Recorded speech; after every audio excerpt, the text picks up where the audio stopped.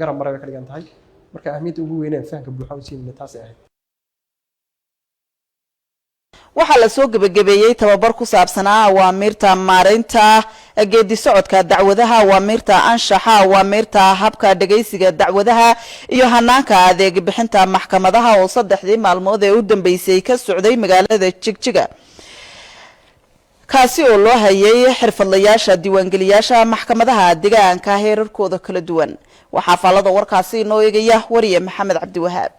waxaa la soo gabagabeeyay tababar ku saabsanaa awaamirta maareynta geedi socodka dacwadaha awaamirta anshaxa awaamirta habka dhageysiga dacwadaha iyo hanaanka adeeg bixinta maxkamadaha oo 3 maalmood ee u dambeysay uga socday caasimadda deegaanka xirfadlayaasha diiwaangeliyaasha maxkamadaha deegaanka heerarkooda kala duwan kaasoo ay ka soo qayb galeen gudoomiyeyaasha maxkamadaha sare ee gobolada deegaanka Soomaalida tababarkan oo ujeedadiisu ahaa sare u qaadida xirfadda iyo kobcinta aqoonta howlwadeennada muhiimka ah ayaa xoogga lagu saarayay kor u qaadista hufnaanta iyo tayada adeeg bixinta maxkamadaha deegaanka sidoo kalena bulshadu ay u heli lahayd adeeg xaqsoor oo cadaaliya gudoomiyaha maxkamadda guud ee dowladda deegaanka Soomaalida mudane Cali Baaruud Sheekh Axmed oo xidhitaankii tababarkan ka hadlay ayaa sheegay inay lagama maarmaan ay tahay in kor loo qaado garaadka aqooneed ee shaqaalaha maxkamadaha si nidaam cadaaladeed loogu adeego bulshada deegaanka isagoo kula dardaarmay xubnahan inay si hufan ugu adeegaan bulshada deegaanka tababarkan muhiimadiisa ugu balaaran waxay ahayd maadaama sanadkii cusub hadda aynu bilownahay in aan aqoonta registerada wax ka dhisno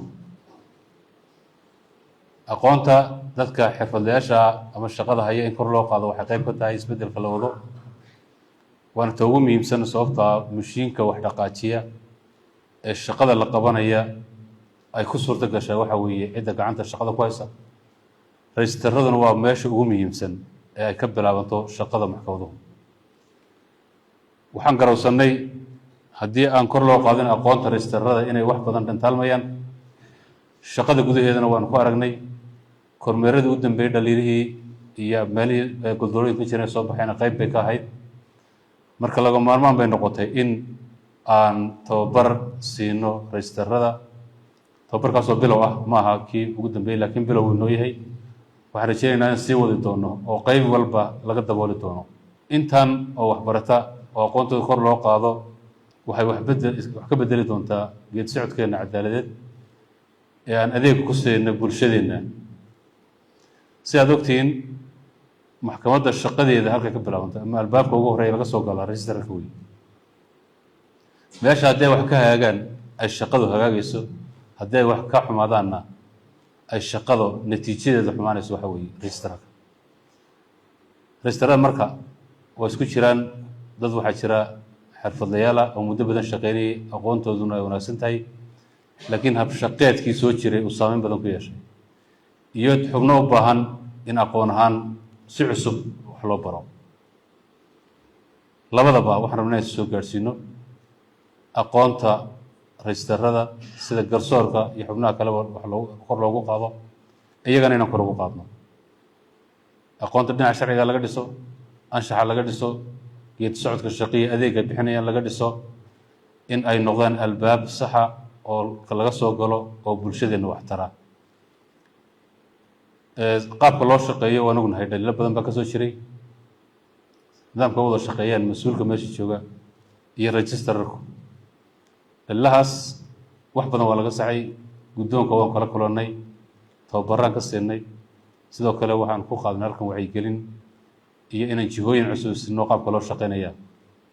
sidaas si lamida waxaa rabnaa marka registeraduna inay qaataan casharadii ay halkan ku qaateen inay dhaqan geliyaan wixii dardaaran ah ee laga maarmaan ah anaga kula qaadano marka runtii waxaan rajeynayaa maanta waa nasiib wanaag in dhammaan registerada halkan ay ku dhan yihiin aan isleeyahayna tababarka aad soo qaadateen inuu aqoontiina wax badan ka bedeli doono registeradu marka maadaama yihiin albaabkii ugu horreeyey waxaan oo dhan isku xidhayay waxaan rabnaa iyagoo ka faa'iidaysanaya tababarkan ay halkan u joogeen maalmahan in ay noqdaan albaabka waxa saxa ay ka soo galaan ee khalaadkii hore usoo dhici jirtay aanay mar dambe dhicin waxaan rajeynaya inaad arrintaasi sideeda u gudan doontaan gabagabadii xubnihii qaadanayay tababarkan ayaa la guddoonsiiyey buugaag ku saabsan awaamiirta habka maareynta geedi socodka dacwadaha madaniga ah ee maxkamadaha dowladda deegaanka soomaalida waxayna qaar ka mid ah xubnihii qaadanayay tababarkan oo la hadlay SRTV ay sheegeen in waxyaabo badan ay ka faa'iideen muddadii ay ku guda jireen qaadashada tababarkan iyagoo ugu dambeyntiina ballan qaaday in sanadkan cusub ee 2018 adeeg hufan ay gaarsiin doonaan bulshadii ay ka yimaadeen. waxaa maanta halkan noogu gabagabaysmaya tababar socday muddo 3 maalmood oo ay qabatay maxkamadda guud ee dowladda deegaanka Soomaalida oo ay u qabatay dhammaan rajistaraalada maxkamadaha deegaanka heerkooda kala duwan heer deegaan heer gobol heer degmo iyo heer maamul magaalo waxaan islaahay waa markii ugu horeysay ee tababar noocaan oo intan ay isugu timaado uu qabsoomo kaasoo muhiim u ah shaqada maxkamada iyo adeegga ay hayaan waxaan ognahay rajistaraaladu inay yihiin albaabka laga soo gala maxkamadaha isla markaana ayeen albaabka laga baxo waayo dacwad kasto maxkamadaha soo gala cabasho kasto oo soo gasho waxay ka bilowdaa xafiiska rajistaraalka waxaana rajaynayaa sanad shaqeedkan cusub ee la bilaabay ee 2018 inay wax ka bedel weyn ku sameyn doonto shaqadii iyo adeegii maxkamaduhu ay hayeen annaga maamul ahaan qaybtayada tababarka ka mid bay ahayd amaradii la nasiiyay ku sharcigu nafriyay waxaan ballan qaadaynaa inaanu sida ay tahay u firin doono una dhaadhicin doono run ahaantii mishiinka xafiisyada maxkamaduhu ay ka dhaqaaqaan waxa weeye waa rajistaraalada ama diiwaangeliyaasha weeye dhaliilo badan baa ka jiray xagga qaab shaqeedka marka waxaan rajaynaynaa tababarkan faa'iidooyinka laga helay in waxa weeye isbeddel laga arki doono natiijo wacan sanadkan waxa weeye sanad miisaaniyaedka cusub shaqada hadda la bilaabayo waxyaabaha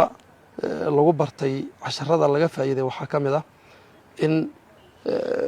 yacni kiisaska ama dacwadaha maxkamadda soo gelaya kala duwan in iyadoo nidaamka sharci la waafajinayo isla mar ahaantaana waqti badan dadka laga dilaynin in iyadoo nidaamka la waafajinayo waxaa weye dacwadaha loo furo dadka adeega loo bixinayo waqtiga maxkamaduhu uu ku jiro kiiskuna uu ahaado waqti kooban marka waxaan rajaynaynaa insha allahu tacaala natiijo wacan in sanadkan waxaa weeye laga arki doono tababarkan la qaatay kalfadhiga saddexaad golihiisa koobaad ee golaha xildhibaanada maamulka magaalada Qabri Bayax ayaa ka furmay madasha kulamada ee degmadaasi faalada warkaasi waxay noo eegayaa horiya Aisha Ismaaciil kalfadhigani oo ay soo xaadireen konton xildhibaan oo noo furay afayeenka golaha xildhibaanada maamulka magaalada Qabri Bayax mudane Sulub Cabdi Ibraahin ayaa waxaa golaha horyaalay ansixinta 6 ajende oo kala ah ansixinta mas'uuliyiinta maamulka magaalada dhageysiga warbixinta maxkamadda magaalada Qabri Bayax ansixinta qaab dhismeedka